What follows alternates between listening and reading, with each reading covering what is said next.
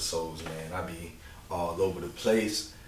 But if I'm not mistaken, this is episode 54, man. And man, all I can say is we've come a long way, man. At times, I thought I was gonna be done after about the 20th episode, the 30th episode, but man, I'm still pushing, and it feels good, to know that I still ain't ran out of dams. And when I first started this, I told y'all, man, that I got dad on top of dad on top of dad. So many great dads around my community, man. So many great dads that I've met over the last year and a half, and ain't nothing changed, man. We still pushing it. We still here, man. So Dad, Can We Talk is still out here, man. For all my listeners and my supporters, I want to just say I appreciate y'all. I thank y'all for everything that y'all do, man. For supporting the podcast, for buying the shirts, for always just continuing to push Dad, Can We Talk, man. Because we are creating a community, and all I can say is it's beautiful, man. It's beautiful to see so many dads still encouraged, continuing to do what they do day in and day out. So for all my dads out there, man, y'all keep doing what y'all doing. But today, I got a man here that I met a few months back, man. We did a live podcast over at Swamp City at the Tri-County Music Summit. And he just popped up out of nowhere, honestly, man. We were just having a conversation. And he just popped up and was like, hey, can I talk? I was like, yeah. And he got on the mic, man, and we went in, man. It was good. It was great that night. And I told myself I got to get these dudes on the podcast. So he's the first one from that night that is coming on to bless the podcast. And I couldn't wait to get him on here, man, because he seems like an interesting guy. I know he has some real wisdom.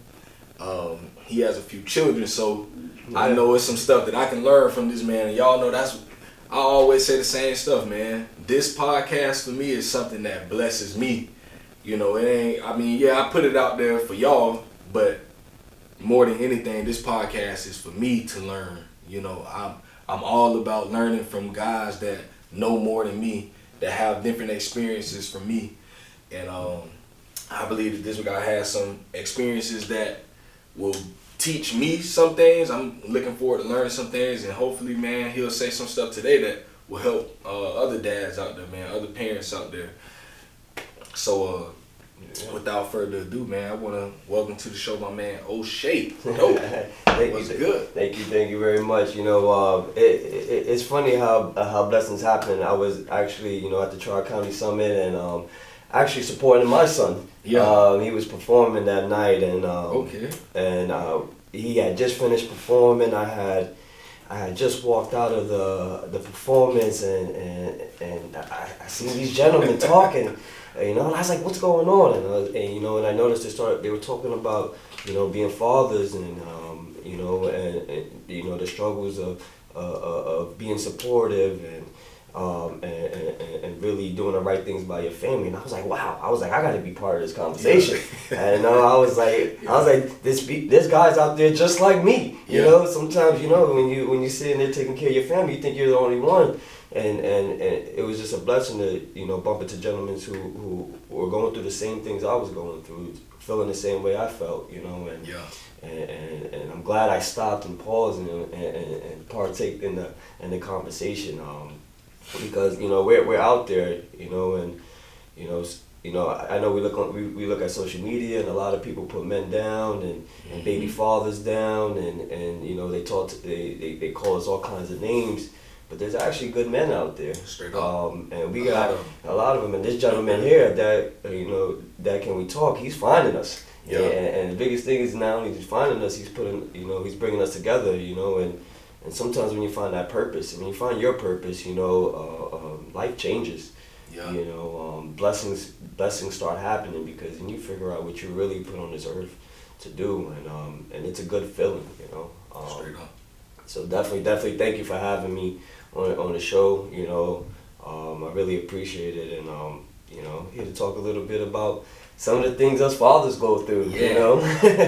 Us husbands and baby fathers at that too. Life isn't easy for us. Yeah. it's there's one thing I really want to talk about. Before I even go into some of the things I know. We talk a lot about the dads being there, but I've been through a lot in life. One of the things me and my mother was talking about, and it's kind of going a little bit left, and then we'll bring it right again. Separation from your mother. A lot of fathers talk about boys shouldn't be raised without their fathers, which is very true. And a lot of guys think they could just take care of their kids themselves, and but it's two parents to take care of kids. I was separated from my mother when I was young, not by choice, and not that my mother's a bad person. She's a wonderful person. She just had me at a young age. But one thing I lost was love. That love, that feeling, that nurture, that compassion. I struggled with that for a long time because my parents were separated at a young age, and I kind of went back and forth between my mother and my father. I spent a lot of time with my dad, and here I am with a dad who I don't want to kick him down and all, but he wasn't taught right when he was growing up. So he was teaching me what he knew, and it wasn't the best things, and I was sitting there searching for this love, and I was lost. I wound up, getting lost, being with my father. So fathers, don't think it's just about you taking your sons away from the mother to show them how to be a man. Us young men, or boys, little boys, we need both parents in our lives. It's not just one way. The mothers did to nurture the child, and the fathers did to direct, and hope and teach the young man how to become a man. So it's both parents. Mm-hmm. So separation from your mother is hard. Even my mother still, she even talks to me and she regrets it all, and I tell her, don't take the blame for it. You were young. Had me when you were 17 years old. Yeah. Your mother had you when you was 15 years old. What were you taught? So now that I'm older, now I get it. Now I understand. But I got a lot of trouble because of I didn't have my mother there with me. And then when she wanted me, when I was old enough, I was already kind of shot out. Yeah. I was like, I didn't know what love felt like. So even when love was coming around, she was like, I love you, baby. Let me take care of you. And I was like, no, I'm a man. Yeah. When I was really a little boy trying to, really trying to figure life out. Fathers, let the mothers be mothers, and vice versa. Mothers, let the fathers be fathers. Whether you're together or not, it's not fair that you put a child in between both of you guys when this one child needs both of you guys to help support and develop them to become the man, or even the lady, that they need to be. Not even sons. A lot of fathers always quick to grab their sons. How about your daughters? Yeah, that's real. How about your daughters? They need to know what a king is, a real king. Because then they get lost. That's separation from fathers. Now you have a young lady in here trying to figure out life and looking for some kind of guidance from another man, and it might not be the right man for her because she doesn't know what a real man does. For her, a real man is absent. Because you're not being there for your daughter. So she's going out there trying to just find some random dude, and then she's heartbroken, and then next thing you know, she's having kids, and then he's running out on her, and then she's having multiple baby fathers. All this stuff is part of, part of the struggles that what goes on. Be there for your daughters, fathers.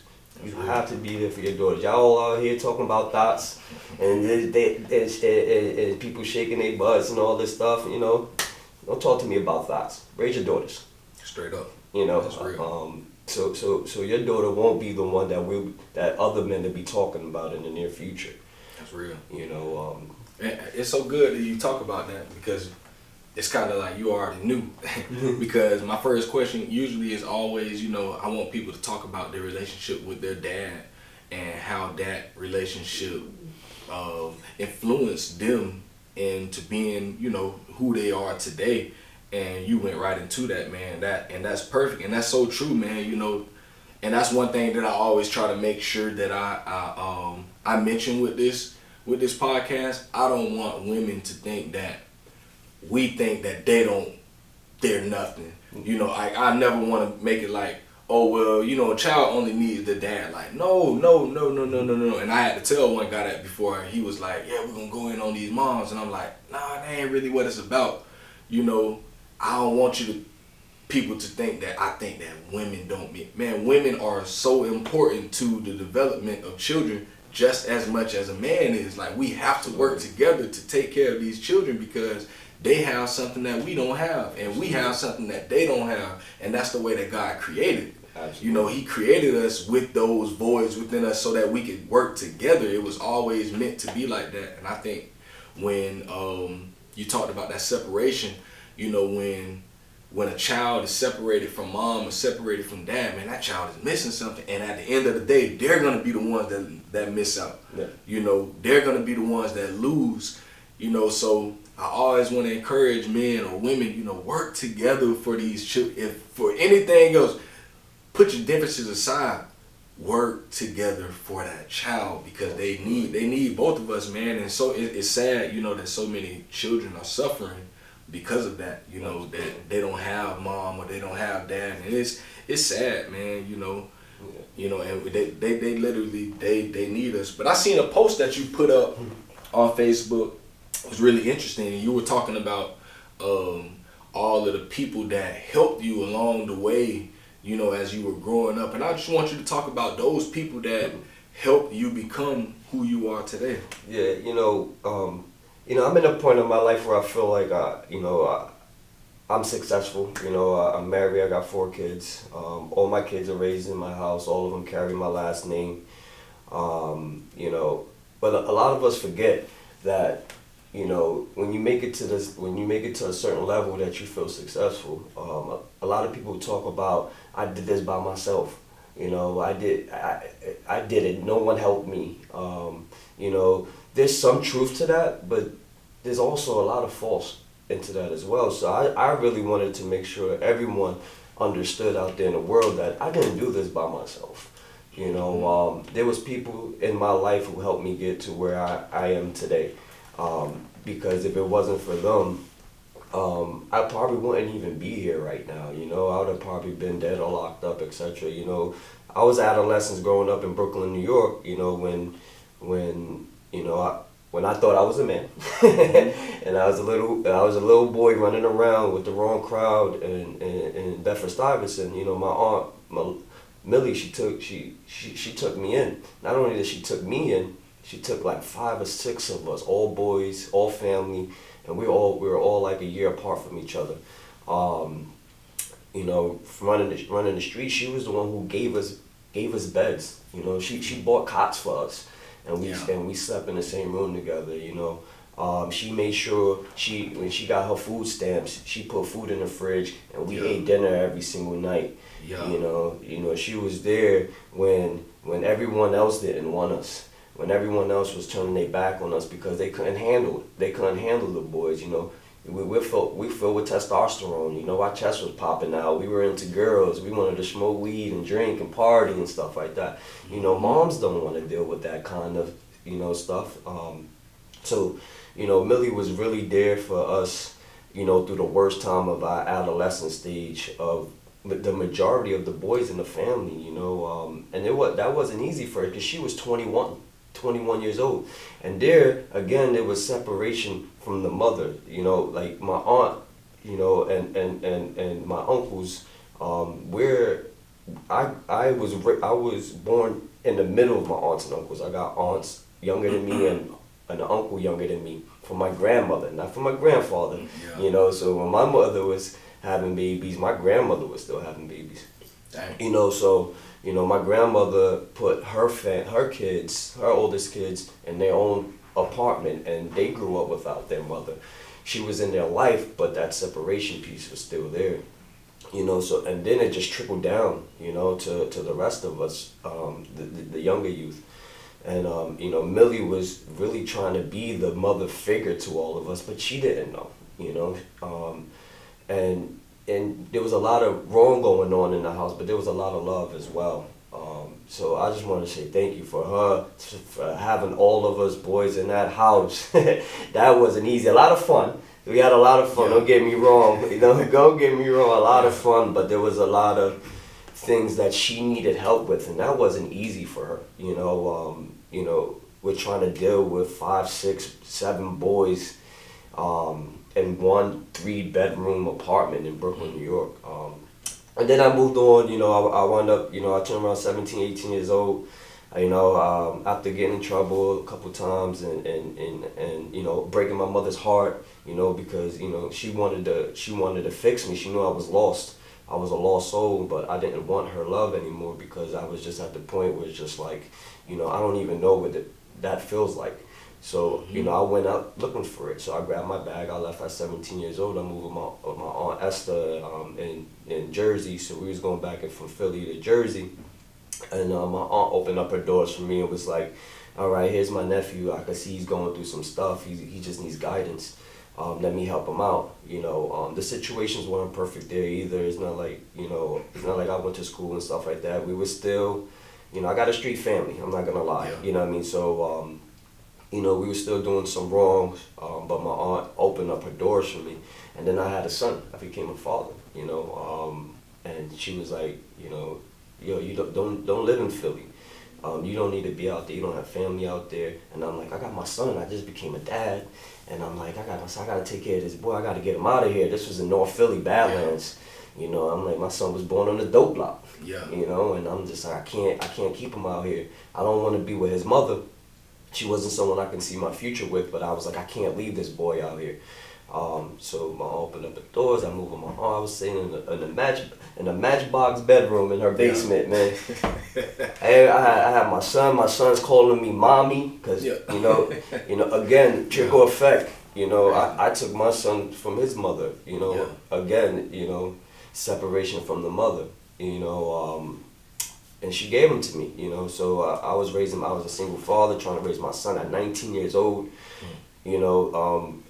Working. I was working at Babies R Us. I ain't gonna lie, I was stealing everything from Babies R Us. But I needed it. I needed the Pampers. I needed the milk. I needed the clothes. I was clocking in. I was like, I needed. This is a struggle right now. I'm trying to figure out life. I'm like, his mother's not really in his life. But my aunt was there for me. She opened up her doors for me, and that's when I met my wife. I met my wife. She was, she seen my son. She fell in love with him, and she wanted to be part of his life as well. So my aunt put me on. I got my own little apartment, and I continued to move forward. And from there, me and my wife we started to, a couple years later she got pregnant with my daughter. And I wound up moving to Atlanta, Georgia. So I was like, I called my cousin up. My cousin was staying with me and Millia in New York, so he wound up moving back to Atlanta. So I was like, yo, cousin, my wife is, my girlfriend at the time, I'm like, she's pregnant. This is my second child. I don't know what I'm gonna do. I was like, I want to really go out there and I want to have our baby together. I don't want people to tell us how we're gonna raise our kids and what we're gonna do, and so he told me to come down. I went down with my cousin. I stayed with him for it was probably like 30 to 45 days. I had 2 jobs. I had my own apartment. I remember walking in the house one day. I'm like, yo, cuz, I'm ready to go. I got an apartment. He's like, what? I was like, I'm ready to go. I got an apartment. He was like, bro, you don't have to leave yet. It's only been like 30 days. I'm like, listen. I was like, I'm raising a family. I gotta be a man. I can't have a baby in your house with another baby as well. I'm not here to mooch it. Thank you, thank you.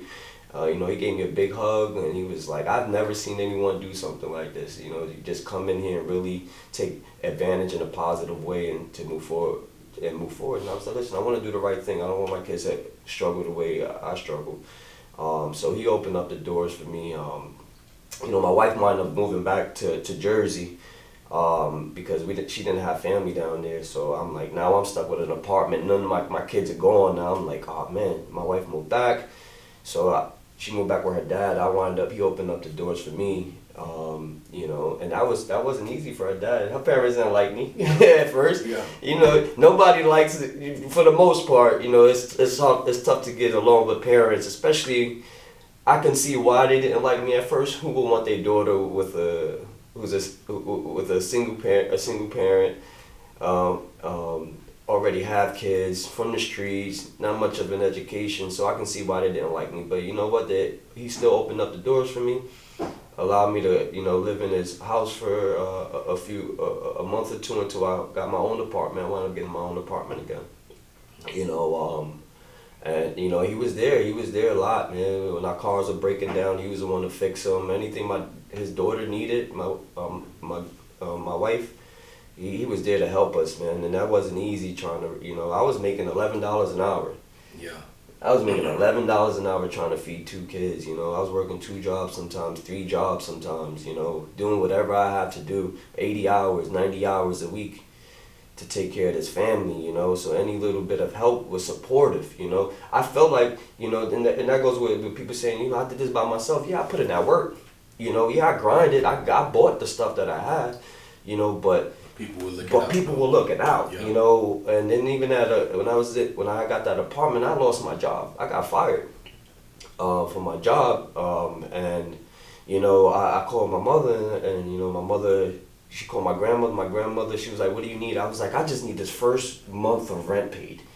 And she was like, "No problem." She was like, "How much is it?" You know, and I told her how much it was, and she gave me a little bit more extra for the light bills and everything else. And they came and brought me a car. I didn't even have my license yet, you know. Yeah. So it was a little hoopty, you know. I ain't gonna lie. it was a hand me down, but it was a blessing. Yeah. So that made me go get my license, you know. I was like, well, let me go. I got a car now. Let me go get my license. You know, that was a blessing, man, because I wasn't able to pay my rent. You know, I was trying to figure it out. That I was living paycheck to paycheck. $11 an hour is no money when you have 2 kids to pay for. No welfare, no. Right. Nobody was, you know, no Section 8. It was just me and my lady, you know, trying to figure things out. So my grandmother came, she paid the rent for me. My mother, she came in, my grandmother dropped me off a car. That car broke down. My mother came and bought me another car. She gave me a van, and I was using that to get back and forth. And as soon as I got the car, things started to change. I started to move forward in my career. I felt more comfortable now. You know, I was like, I got my license. You know, I started, you know, before I felt like I couldn't do much. Yeah. You know, I was told all my life, you're going to be just like your daddy. You're going to be locked up or dead. You know, and I was like, I can't be that. You know, I can't be, like, I'm going to die anyway, but I can't die now. Yeah. You know, I don't want to be like my dad. I want to be better than him. So she came and dropped me off a car, you know, and then it made me, you know, continue to, you know, move forward. So just for those people, Millie, you know, Titi Ashta, you know, my cousin Devon, Ray, you know, thank you for everything, for, you know, allowing me to become the man I am today. Because if it wasn't for you, any one of you, I probably wouldn't be here, you know. And you guys helped me keep my family together.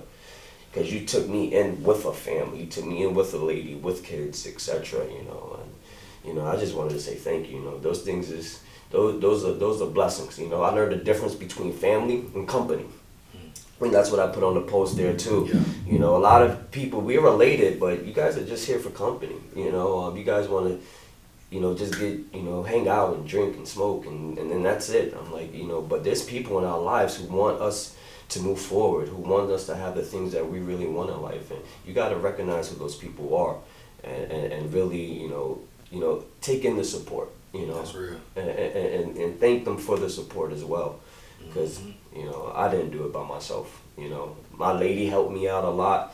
You know, I remember when I met my wife, man. Listen, I've been with my wife 19 years. Ooh. 19 years. I mean, when I met her, she was still in high school. First of all, she was chasing me. Let's get that on record right there. She was chasing me. I was like, leave me alone. I was like, listen, I can't date no one in high school. You know, I was 20 years old. She was 18, so she was old enough. But I'm like, you're still in high school. I was like, no way. So, you know, so I have a car like when I first met her. So she used to live like 40 minutes away from work the opposite way. I live like 20 minutes the other way. She used to want to drop me off all the time. I'm like, listen, I live in Camden, New Jersey. Yeah. You don't want to be on that side of town. I'm like, you from Browns Mills in the sticks somewhere. Camden, New Jersey, I'm like, it's on the news every day. It's one of the worst cities to ever lived in the country. And I'm like, and she was, you know, she was on it, man. So eventually she wound up graduating high school, and I was like, all right, we could try to work this out. Yeah. Now that you. Yeah. But she helped me out so much. She's a strong backbone, man. Educated. She's been a great support system, you know. Even on that post I put when I didn't know what love was, you know, Jackie opened up her heart to me, you know, and showed me what love was. You know, she was there when, you know, when I was having nightmares because of the things I've been through at night, you know, holding me. You know, I was traumatized as a kid, you know, trauma, you know, 20 years old, trembling in the bed, shaking and stuff like that, you know, and she didn't understand. She was like, why are you always shaking in the middle of the night, you know? I was like, there's a lot I've been through that you don't know about, you know, and she was there to hold me and say, it's going to be okay. You don't have to worry about that stuff no more. Mm-hmm. You know, you don't have to dream about that no more. Let's change the way you think. That's not your reality anymore. Mm-hmm. You know, she was there to really help me get through that part of my life, and you know, I really appreciate her for that, because you know, if she wasn't there, who knows where I would have been at, man. Like, I used to shake in the middle of the night, you know. I come from a domestic household, you know, where, you know, the people were fighting every day, you know, and that's trauma. That's a lot of things people don't want to, they don't realize, you know, you go through certain things in life and it affects you in your future. So shout out to Jackie. Shout out to all the good women out there, man, that stick by their man's side, you know. Because I love to hear stuff like this, bro. Like, literally, I love to hear these types of stories because, for one, it's so real, you know, and a lot of people don't talk about those things, especially when you've been together and you got to a better place in life. A lot of times you don't talk about that type of stuff, but I like to go back to where it all started, you know. When you look at where y'all started at and you were down literally at ground level, shoot, sometimes you below ground level, you know, you barely, you know, can see above the ground, and you got this person with you, man, that's rode with you for all of these years, been through these struggles, been through all of these things, but always stuck by your side, man. I always think that is the most, that's like the most beautiful thing to me, you know, in this life. When you have someone, you know, in the same way, you know, I think I pray to the Lord, boy, I'll have your story, because I met my wife, she was 18, I was 20, you know, so we done been together. I'm 32 now, she's 30, you know, so we've been together since then, and we have that story to where we just, from here, bro, literally we were here, you know, barely got jobs, don't got cars, you know, we just, and we were like long distance relationship, everything, bro. But it's like you come to now, you know what? I was 18, I was 2009, so what? 12 years later, and you see where you are now, and it's like we're in so much of a different place 12 years later, and people see us now and be like, hey, you know, y'all, I love your relationship, and I'm like, man, you don't even know where we came from. Like, you have no idea, like, the stuff that we've been through, the stuff that we've had to overcome to get to now. It's like, yeah, you see it now, and yeah, you see a picture we post on Facebook, yeah, it's beautiful. But it's like, man, you have no idea. No idea, man. You know, that's real, bro. You know, you know, I want to talk about something too. Like, I know a lot of people tell us not to get married now. Listen, people, stop telling people not to get married. All right, that's exactly the agenda is, to break homes up. You know, start telling your kids and start telling your friends and your brothers and your sisters, get married, man. There's nothing wrong with it at all. Just make sure it's the right partner. Make sure it's someone you love. Make sure it's someone that makes you happy. Make sure it's someone who has the same values that you have. Yeah. You know, that's very important. If you guys have two different values, you know, and none of you guys' values are important to each other, of course, it's not going to work out, you know. Yeah. But if you have the same values, if you want to be committed together, if you want to raise your family together, if you want to have dinner at the table together, if you want to see your grandkids together and be there for holidays, listen, tell your people to get married, man. And stop telling them marriage is bad. Some marriages aren't great. You know, some people shouldn't be married to each other, but that has nothing to do with marriage. Yeah. You know, find the right person for you. And I know that's not easy. You know, some people say, well, you got lucky. Me and my wife finding each other isn't lucky. That's though we've been through situations. She's been through situations that's making her a different person today. She's gonna be a different person tomorrow, and that's the beauty of it. Because every day I get to learn someone new. You know, it might be the same person, you know, physically, you know, but mentally, you know, emotionally, she's gonna be a different person tomorrow. Yeah. You know, so I may have done something that made her look at me differently, you know, and I need to change that, you know, or vice versa. You know, I'm growing and I may have been through something that she might need to change and adjust as well. And as you keep adjusting with your partner, it'll help build your relationship, you know, and that's what makes it fun. You know, like today, you know, she might like a certain cocktail today, you know, but we go out tomorrow, she might like something new. You know what I mean? Today she might, you know, this might be her favorite dish, but tomorrow her new dish might be, you know, sushi or etc. But that's what makes the relationship fun. Continue to try to learn the person over and over and over again, because you know what, tomorrow he or she will be a different person. And that helps keep the love fresh, you know, because at times I think a lot of people, when they do get to that point to where they're like, I don't want to be in this relationship no more, and you go through divorce and all that, I think people give up on exactly what you're saying, learning this new person, because we expect for people to always stay the same. So when people start to change, which is natural, it's like, I don't want to deal with that no more. They don't want to put in the work to actually continuously learn one another and work with one another. And like you said, it's not an easy thing, but it's worth it. You know, it's worth it to continue to help one another and learn and push each other. You know, and it's work. You know, it's work, but it's a work that's worth it, especially when you have children that are coming up under you too, and then you got other people that you influence. You know, it's other people that look at us, you know, might not even be our children, could be someone else's children that's looking at your relationship like, dang, you know, like, man, I see how he treat, you could be someone else's daughter that sees the way you treat your wife and say, man, you know, I want to have a man to treat me that way. You know, and it's like we're giving hope to the world that, you know, it's worth it to find love. It's worth it to love one another, to love someone else. It's worth it, you know, and it's just always being able to learn one another and keep that commitment to one another to say, man, you know what?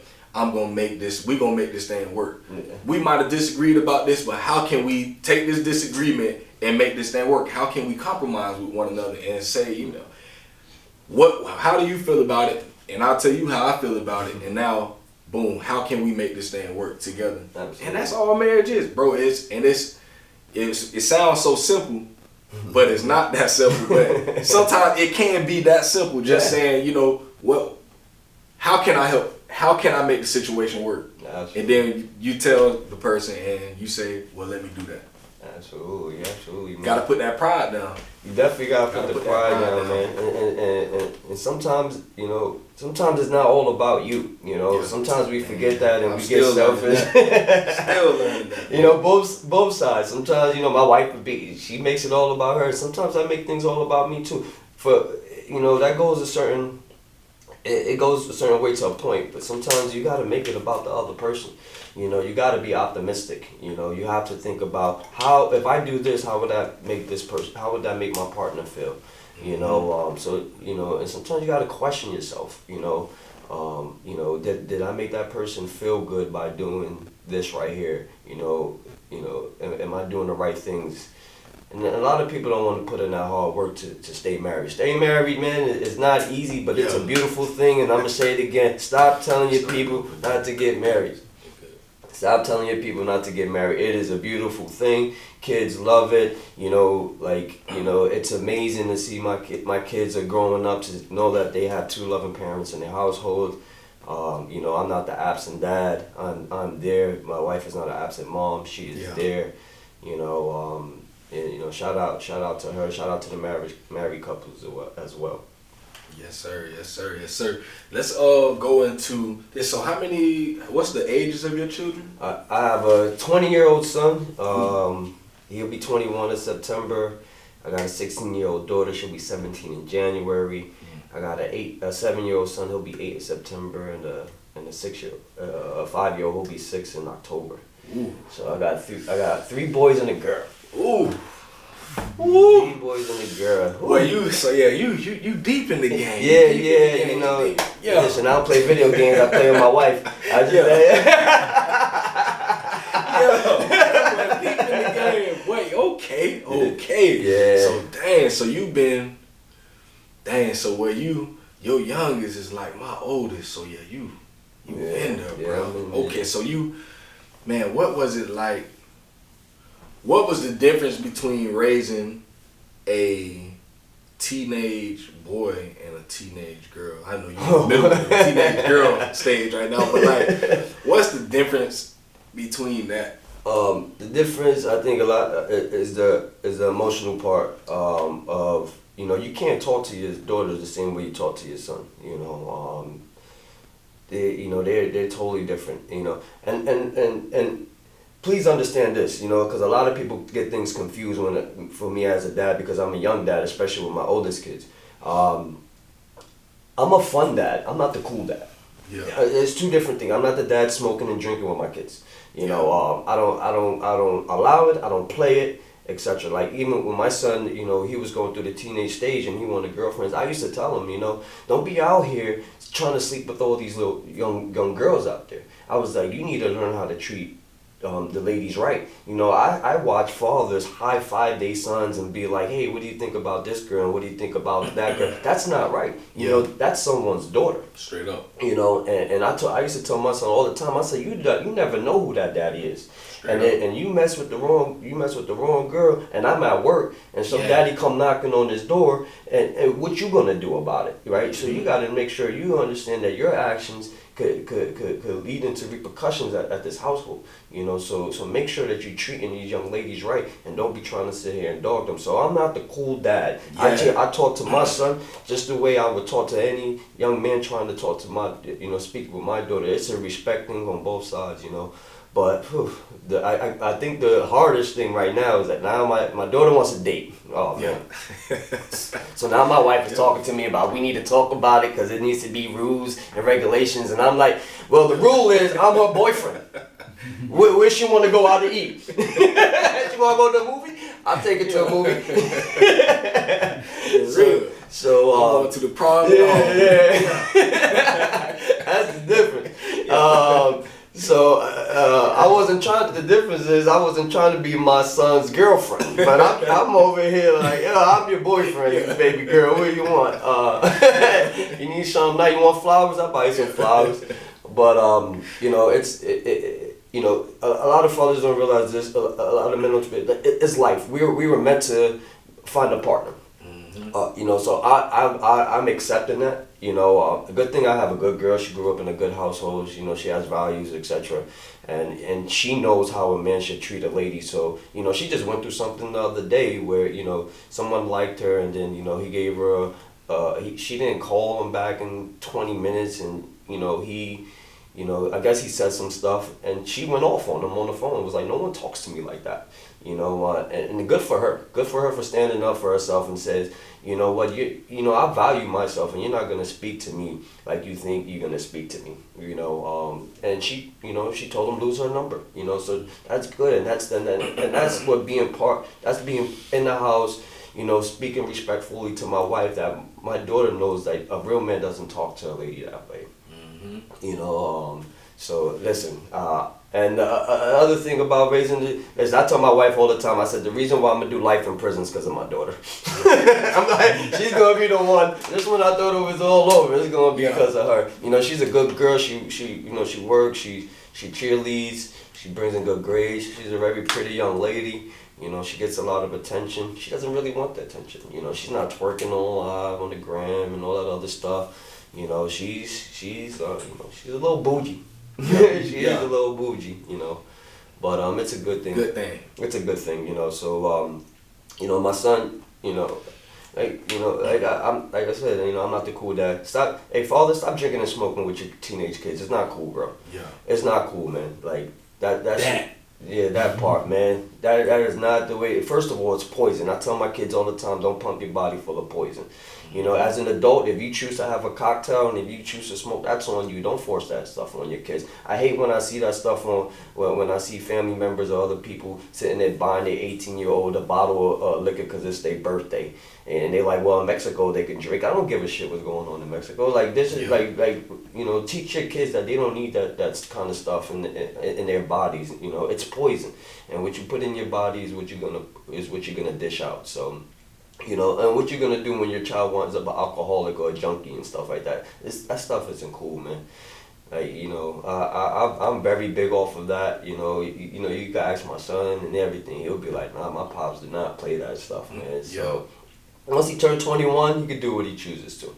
You know, he's at the legal age. I'll talk to him and I'll let him know, like, you know, but parents, stop doing that stuff. It's not cool. Stop smoking weed with your kids just because you say, well, they're either going to smoke with me or at least I know what they're doing. That's the stupidest shit I ever heard in my life. Yeah. You know, so stop promoting that stuff. That might have been cool back in the 60s and 70s and 80s and 90s maybe, but don't do that to your kids, man. Definitely. You know. Straight up. Hey, listen, y'all. That's free game, no? And you can take it how you gonna take it. You know, you be offended by it or whatever, but that is the truth, man. Because if we're not leading our children in the right way, we can't be mad when they start doing something. We have to take responsibility. You know, even for our adult children, you know, it's certain things they gonna do. I mean, do that. I mean, they gonna make their own decisions, but we got to, you know, especially while they're teenagers, you know, teach them the right way to go. Y'all know me. I stand on biblical principles. The Bible tell us, lead your child in the way that he should go. It don't say, it says should. So teach them the way they should go. That don't mean they're going to do that, but at least teach them that. You know, teach your child the right way that they should go.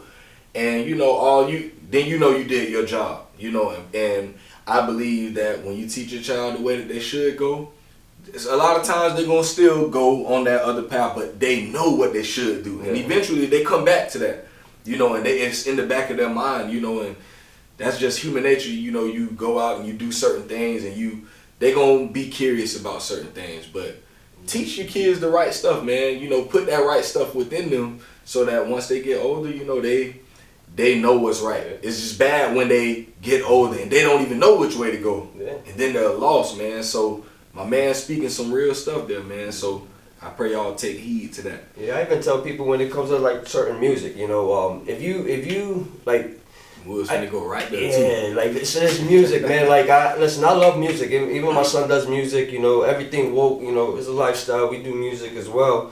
You know, but you know, I was having a conversation because you know some of the music that's out, especially for the young ladies and even the men. You know, the stop music isn't cool for young men and young ladies. Some people think about it just the girls. You know, but you know. You don't want your sons looking for these kind of women as well. So someone, and I'm gonna bring up, I have nothing against the young lady, but I'm gonna bring it up. You know, Cardi B came up, and then someone was like, well, Cardi B said she doesn't make music for the kids. She's not nobody's role model, etc. Right? But you know, I went right in on the moms who was defending her, and I was like, well, who is your child's role model? She was like, I'm my child's role model. I said, but you're listening to the music, right? Mm-hmm. And all of a sudden they got a little quiet, you know. And I was like, so if you're your daughter's role model, as you're saying, not Cardi B, what are you teaching your daughter? You know, so is it okay? Is it cool? Real. And that's real. Like you can't if you're doing the same thing these kids are doing, who are they gonna look up to?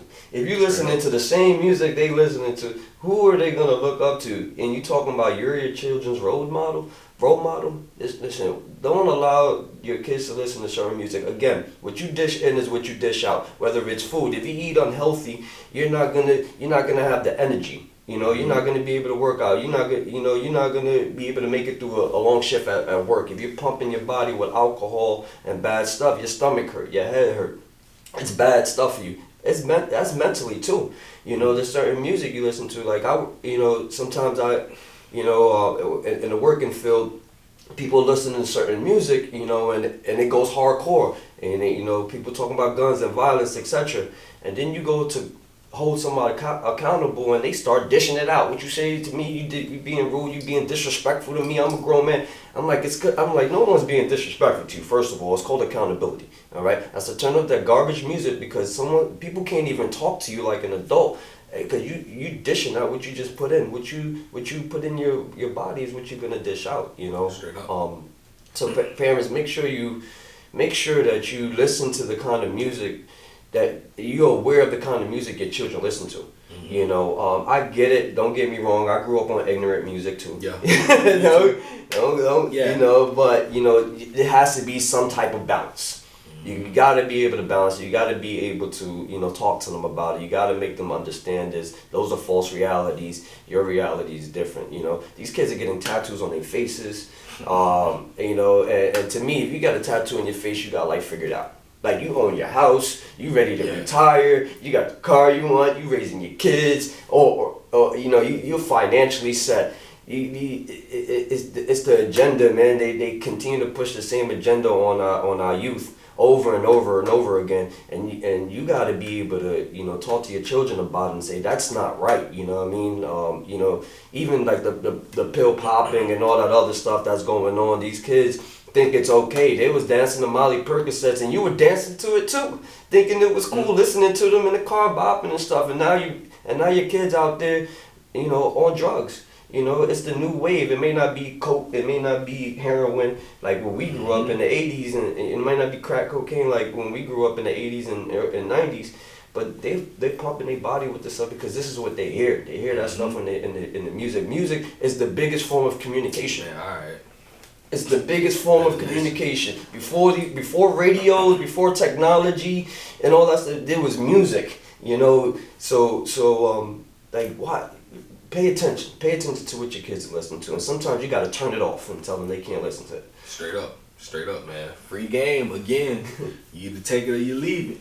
Man, talk to me about Everything Woke. Everything Woke is a lifestyle. Me and Words in the Flesh was the founder of Everything Woke. We started off in Hamilton, Trenton, New Jersey. I had a 2-story garage, and I'm big on giving back to the youth in the community. I was in Trenton, New Jersey, and I noticed, there were a lot of young men didn't have guidance. Trenton is always on the map for, a lot of violence, etc.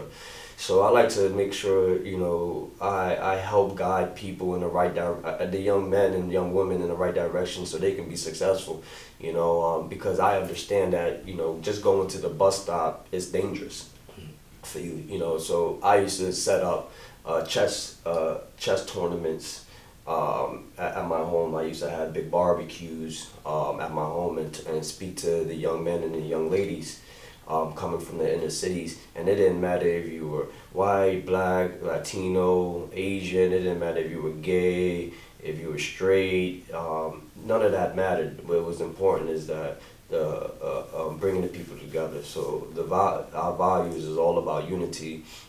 It's all about love, peace, and happiness, prosperity, and respecting people for who people are. It's about everything woke. It's not about separation and stuff like that. Because now in 2021, even before in 2020 and 2019 and years before that, and even in the future, they always try to segregate us and tell us that life has to be this way when it's not. Because when we walk out the door, we're all together. When we go out to eat in these restaurants, we're all together. There's Asian markets out there. There's Muslim store owners.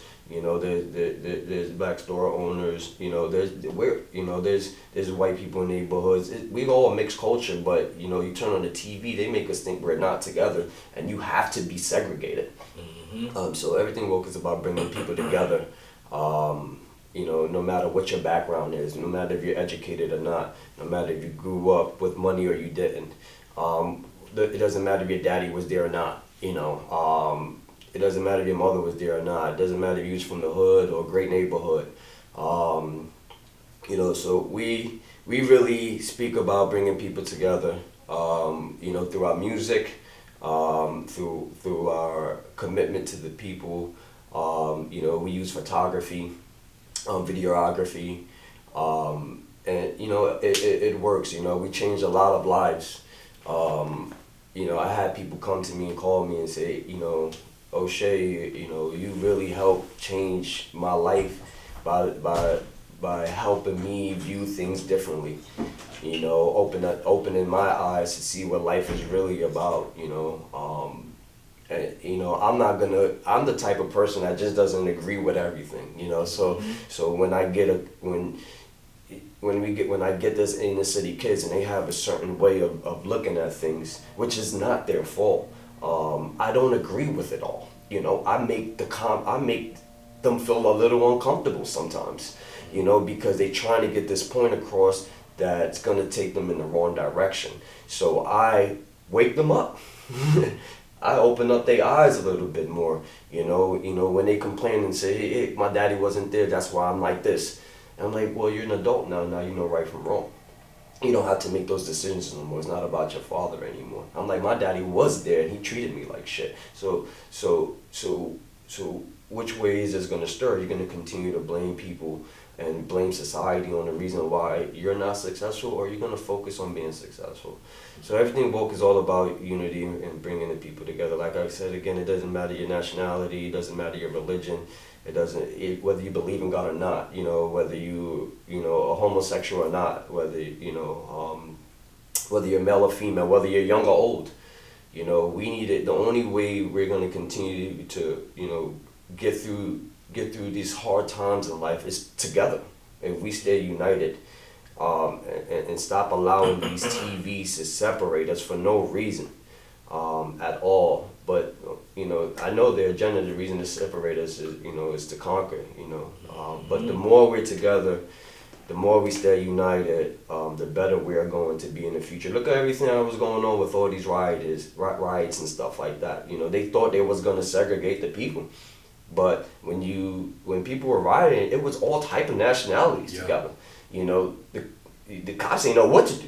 You know, the government didn't know what to do. You know, they thought it was just going to be, you know, a minority men and women out there rioting so they can put us on TV as being wrong. But that wasn't the reality. The reality was that people were together. It's 2021. People want to be united. There's so many mixed nationalities going on. Black and Puerto Ricans having babies together, whites and blacks having people together, Asians and blacks, Asians and Latinos having babies together. You know, everyone's starting to look like everyone, like, we all mixing and mingling, like, you know. So that old wave of what used to be is not our reality anymore. So, you know, as long as I have a voice with everything woke, you know, I'm going to continue to promote to bringing people together, being united. You know, whether we talking about, you know, mom and dad, you know, doing the right things by their kids, whether you're together or not, but come together to do the right thing by the child. You know, come together with your brothers and sisters and teach the youth the right way. You know, so it's a blessing. It's a blessing to have it. You know, we get a lot of support, you know, from New Jersey, New York. We in Gainesville, Florida now. Shout out to Gainesville, Florida.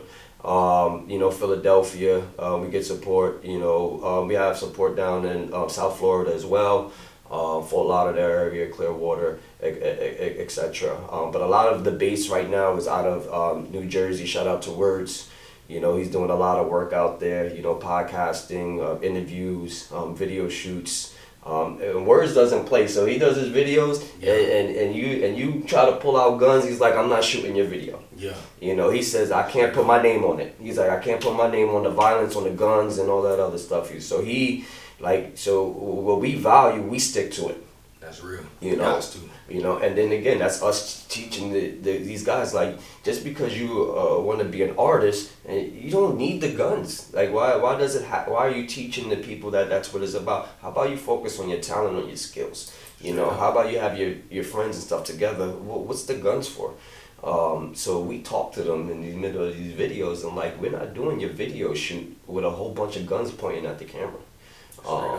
You know, because we don't want to see our people like that. That's not. We don't want to see our youth like that. We got kids too. I don't want my kids to see that. And then I gotta take that home, and my kids turn on the TV and they say, "Hey, Daddy, you did that video. Why they got guns?" They start asking questions. Yeah, straight up. You know, what am I supposed to do? You know what I mean? So we make sure we try to do the right thing for our people. That's real. Shout out to everything woke. Yeah, but man, that is so real, man. And I think we just need so much more of that, you know, because like you say, we grew up on that. You know, I grew up on Hot Boys and, you know, listen to everything Wayne and T.I. and Boosie. You know, that's what I listened to growing up, and that's all I knew, you know. And then it's like as I got older, you know, I wasn't doing this stuff in high school and middle school and all that, but once I got out of school, it was like, and I had a little more freedom, I started doing certain things that I was hearing because I wanted to, you know, be a little more cool, you know, and it was like I was only doing certain things because this is all I'm listening to. I'm listening to Plies. And Plies talking about being in your bushes and all, and it's like, being a young man and having no direction and guidance, my direction and guidance came from my role models who were these rappers. That's who I looked up to, and I wanted to do things that they said in their songs. And it's like, you know, you just eventually you start to do certain things. I started smoking. I had never smoked in my life, you know, but I started smoking weed, and it was like I did that because I heard it so much, and eventually it infiltrated. It was like, do it, bro. And it was like everything I ended up doing, you know, I never was a person that partied and clubbed. Never was like that till I got a little more freedom after high school, and it was like I'm listening to Gucci Man talking about wasting, and I wanted to be like, all right, cool. I like that. And it was like I started really doing that stuff, you know, even when it came to R&B, you know, listening to, you know, certain music, Pretty Ricky and all that, and I started feeling like I wanted to, you know, go out and start spreading myself around. It was like I was influenced by what I heard, and eventually I started to do these things, and I started to live those lyrics because I felt like, shoot, this is what they do, and they have money and they have success. They, you know, I started doing those things, man, and I only found myself getting into things that I started doing things that I said I would never do, you know, and I had to just find myself, man. And once I started to 2011, 10 years ago, man, was when I gave my life to the Lord, and you know, I stopped listening to that stuff. I stopped watching certain things, and it's like my mind changed. My mind was renewed, and I was a different person, just everything I did was different. It was because I stopped intaking all of this poison. And I said, you know, let me just listen to different things. Let me get around different people, get around a different crowd. I want to hear different things. It was like all of that stuff that I was hearing influenced me to do certain things. And it's like people would say, well, it's only entertainment. You shouldn't be doing it. It's like, yeah, of course we shouldn't. But when you're a young man, a young woman, and you see certain things over and over and over and over, eventually you're going to start to do it. Absolutely. I mean, that's just... What's the saying? They say, if you keep hanging out at the barbershop, eventually you're going to get a haircut, right? Exactly. At some point, you're going to be like, man, cut me up. You know, line me up real quick. Right? So, yeah, it's true, man. It's serious. What you intake is what you outtake, and that's... And people forget that, man. So... What you gotta, we're as a human being, we're mockers. So when we're a baby, we see people walk. Eventually, we start crawling and try to walk. Just the same, what you intake is what you outtake. People talk English. As a kid, if you hear about English, you're gonna talk English. If you hear Spanish, you're gonna, whatever you heard, the language, you're gonna put it back out. So when it comes up to music, when it comes up to TV, when it comes up to all that stuff, again, what you intake is what you're gonna outtake. When you bless yourself with the Lord and you got that love, you intaking that love, you intake spirituality. You're gonna dish that back out. You know, it makes a big difference in your life. You know, the food. You know, again, talking about the food. Food is very important. You know, food is very important. That McDonald's stuff, that fast food stuff. Stop pumping your body with that stuff, man. It's not good for you. I know they put it on TV. You see McDonald's commercials everywhere, Wendy's commercials everywhere. It's not real food. Stop. That's why you don't feel good. Sometimes you wake up and you go to the doctor feeds you with pills and medicine instead of asking, hey, what did you eat last night? Well, I had a Big Mac at 12 o'clock in the morning. Well, that's why you feel weak. That's why your cholesterol is high. You know, that's why, you know, you're tired all the time, you know, because you're eating these bad foods. And speaking of fast food, you know, I'm a father too. I'm gonna go kind of, you know, piggyback on as a father. Listen, when your lady's pregnant and she's holding your baby, stop allowing her to eat that fast food, man. That all that hormones in that food, that's things that I think I can take back, you know, especially on relationships and marriage and all of that stuff, man. Good stuff. And I just think that's what this is about, man. You know, being able to sit down with another man and hear his story, man. And I just think this is good, bro. You know, to really be able to hear, you know, what you've been through and everything that, you know, you're still experiencing in this day, man.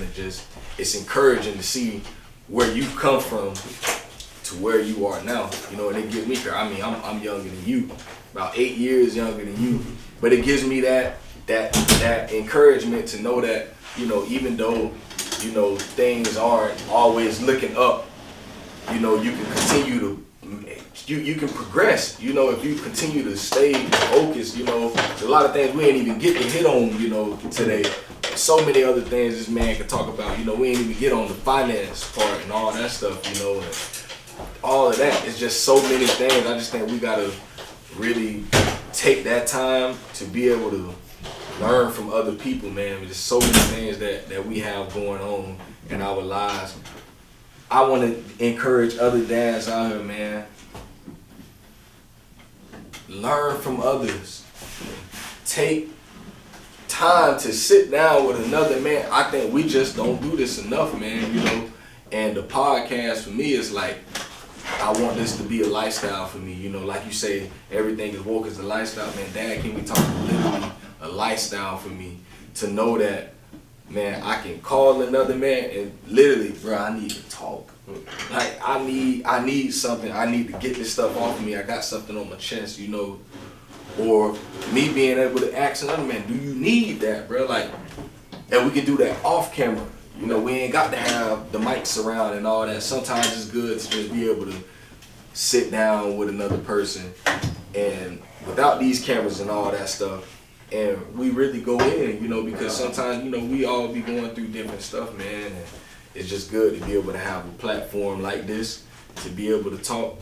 But I like to do this off camera also to know that this ain't just for the podcast. Like, I mean this stuff. Like, man, I really want to be able to meet other men and be able to give myself to another person and allow them to be able to get things off of their chest, man, you know, because we got to be here for each other. Yeah. You know, when it comes to dads and fatherhood and stuff, you know, I always tell women this. You know, I've had a lot of women question me about, you know, podcasts and stuff, and say, well, why you don't have women come on? I'm like, man, this is for us.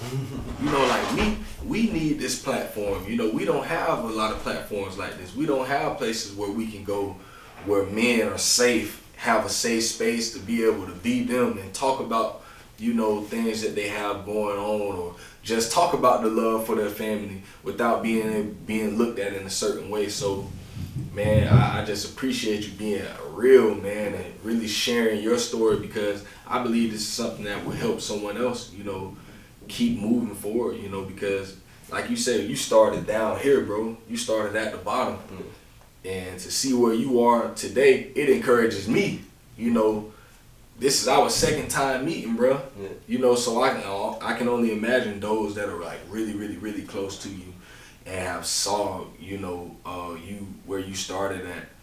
I can only imagine the encouragement that they get from looking at your life, man. And I just want to encourage you, man. Keep doing what you're doing, bro. Like, don't let anything stop you. Keep being you. Keep doing what you're doing with the Everything Woke, man, bringing people together, because that's what it's about, bro. That's what it's about, and we need more people doing stuff like that. Yeah, and I definitely respect what you got going on as well. Shout out to, you know, Dad, Can We Talk? This is probably one of the, you know, the best blessings, you know, that I've had coming to Gainesville was really bumping into you. To know that there's more people out there like me. There's nothing like working hard every day and feel like it's just you out there. You're the only one who's going through this stuff. So thank you for bringing us men together and us fathers together, and so we can, express ourselves, and like you said, let it out. We need to let it out. We need to be able to, come together as men. It's not always about just watching a basketball game together or a football game together or having a beer together. This is very important. So this is true meaning of unity right here. So shout out to Dad. Dad, can we talk? Follow him on Instagram, Facebook, all that good stuff, all platforms. Thank you for inviting everything woke to the table. Hopefully we can have more discussions and conversations. Like if you like doing this off camera, I'm always around. So even if it's just hanging out at the park and just chilling and talking, like I'm always down for that stuff. So straight up. Thank you very much. It's a blessing, man. Oh yeah. Definitely, man. Well, y'all know what we about, man. Dad, can we talk? We still keeping it pumping.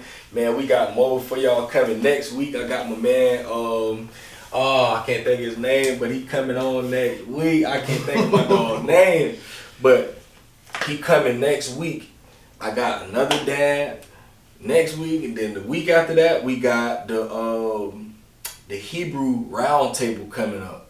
Man, we will be sitting down and we're going to be talking about some real issues. This is going to be in 2 weeks, man. Y'all be looking forward to this, man, because there's so much stuff going on in our city, so much stuff going on in the world, in the nation.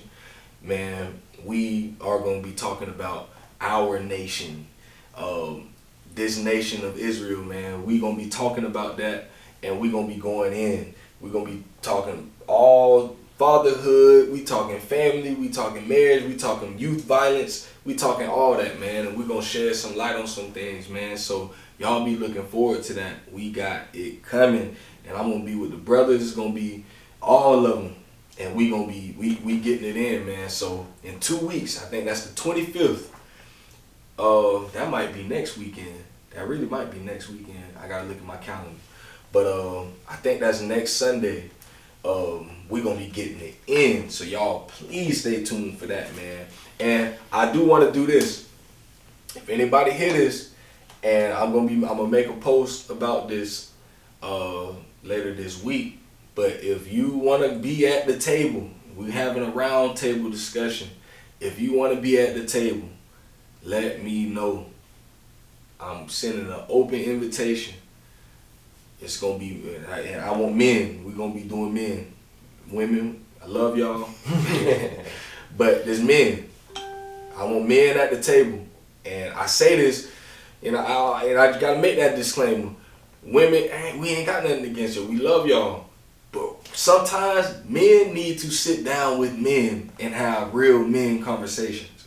That's what this is going to be. So, women, we need y'all to, take the kids to the park or be at the house, whatever y'all be doing, y'all chill, y'all get together.